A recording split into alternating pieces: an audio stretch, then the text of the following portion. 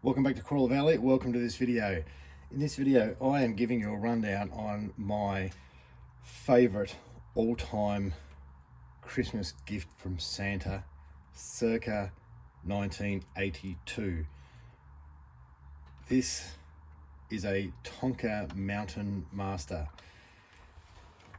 that I got for Christmas in 1982. Now, this is not the Mountain Master I got for Christmas in 1982, because that one is no longer with us, and I'll tell you a little story about that in a moment.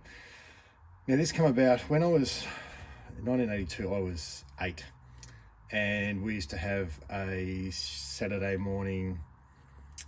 I can't actually remember what it was called. We used to call it the Fun Show, but I'm not sure if it actually was called the Fun Show. But it was, let's say, it was the Saturday morning Fun Show, and it was basically Saturday morning cartoons. I think it was a pretty common thing in the 80s all around the world, I think. So there was there was things on TV. I don't even know what cartoons and stuff there was on there now. I really don't remember. But in the ads, this was in an ad, and I still remember it going up a rocky trail which wasn't steep, and I thought it was cool. As at the time, my dad was into four-wheel driving, so we had an old at that stage we would have had a long wheelbase Land Cruiser. Not Land Cruiser, we had a Land Rover. We had 3 Land Rovers, and then Dad went on to a Land Cruiser. So on the weekends we would go out exploring, and where I lived there was lots of exploring to be done, lots of bush tracks, lots of mining and stuff. So old mining relics and stuff like that. So we would be out exploring most weekends, or a lot of weekends. And so I got a bit of a taster for four-wheel driving then, and then seeing this on those TV ads, I thought this was the coolest thing ever. Now, I did actually look on YouTube, and I couldn't see much on these, which is really interesting, because I thought these would have been a worldwide phenomenon. Maybe they weren't. So 1982-ish, and I'm only partially sure it was 1982. It was around about then. I wanted the Tonka Mountain Master, and I got one, and this is pretty much it. It's 2-wheel drive. It has these sort of sand paddle kind of tires. Takes 3 D-size batteries, which is awkward because D-size batteries come in a pack of 2 or a pack of 4, which is always a bit awkward. It's got a non-working winch. It's just a hand winch thing that you turn around yourself. The gearbox here, and then you've got the selector. So the stickers actually come off there, but the selector is 1, neutral, 2 and 3, with 1 being slowest. Then you've got this button here, and I will do it because there's batteries in it.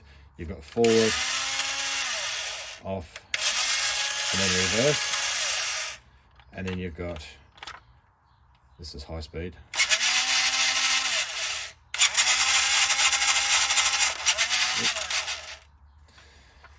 Oops.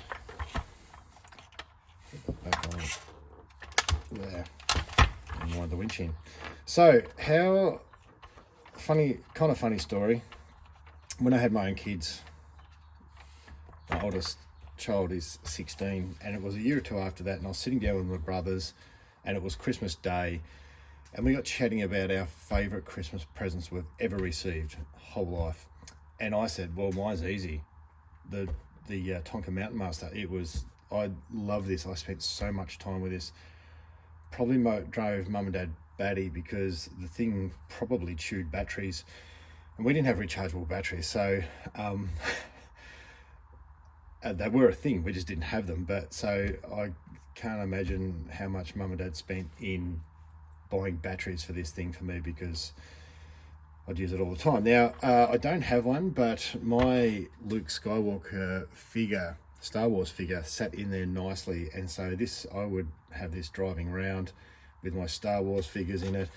It doesn't steer at all, so it pretty much just goes in a straight line. You've got to pick it up and turn it, which seems really basic, and it is, but as an 8-year-old kid, I thought this was amazing, and I got so much fun out of this. So after I was sitting down with my brothers, and I can't remember what they said their favourite present was, but this was clearly mine. After I got on eBay and I thought, I wonder if I can buy these. And sure enough, I did. And I actually ended up buying two, because I bought one that was partially broken. And then like a week later, I found this one. So I bought this one as well. Now, it didn't come with this. This is a removable roof. And I actually only recently bought this, got on eBay. And I am in Australia, and I've bought these from the US. I couldn't find these anywhere in Australia. So I've bought a couple. So I've got a couple now. They're not great performers, but as an 8-year-old kid, they were awesome. And I said that I was going to tell you about what happened to mine. So just to set the scene, my dad was into radio controlled planes. So he used to fly planes. So he'd be always out in the shed tinkering. And I used to like to tinker as well. So I used to, even at 8 years old, I was building Dick Smith's soldering kit. So if you're in the US, you probably don't know what Dick Smith is, but it was an electronic shop, and you could buy kits, and you could, with circuit boards, and you could solder it all together and make a doorbell and other bits and pieces. So I was doing that at 8 years old. So I'd be sitting down while my dad's playing with his planes, and I'm sitting there with a soldering iron, soldering kit. So I like to tinker, and these gears in here, and I'm going to show you the downfall of this. So I'm going to hold on to one wheel and like that, and you can actually see there's gears in there. So there's plastic gears. Now mine actually stopped working, so it just wouldn't work. It wouldn't go forward, wouldn't go reverse. All I could hear was the motor running. And so I decided that I was going to pull it apart and fix it, because by that stage I'm probably 10. So 10-year-old me thinks he's a master mechanic.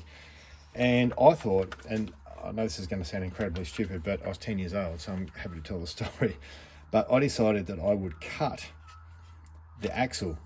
So I cut the axle through here, and then, because there's a steel axle like that through there, and 10-year-old me thought that I could cut that and solder it back together.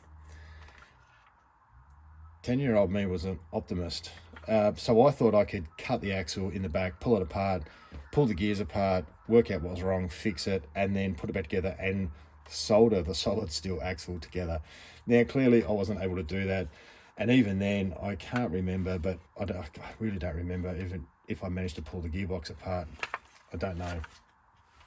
But that was the end of my Tonka Mountain Master. And truth be known, somewhere along the line, even if I hadn't have ruined it, I would have thrown it out somewhere. We didn't keep things back then. It just didn't seem, they look like junk. But now I've got this. I don't use this. I'm going to do a bit of a running video. It's going to be very boring, but I don't use it. It sits on the shelf in my shed, and I like looking at it. I've got it sitting up on the bookcase with a couple of other childhood things, and I just like looking at it because this is the best Christmas present that I have ever received. I'm going to show you a very short running video. Otherwise, that's the end of it. I hope you enjoy this very small trip down memory lane, and love to hear if you had one of these, because I never knew anyone else that had one of these, but I lived in a very, very small town as well. So I was the only one, as far as I'm aware, in my town that had one of these. But if you had one, I'd love to hear it, or I'd love to hear what if you're older like me, like 50, what was your favorite Christmas present ever? Thanks for watching. Merry Christmas, and keep an eye out for the next video. Like, subscribe, all that sort of stuff, and have a great Christmas day.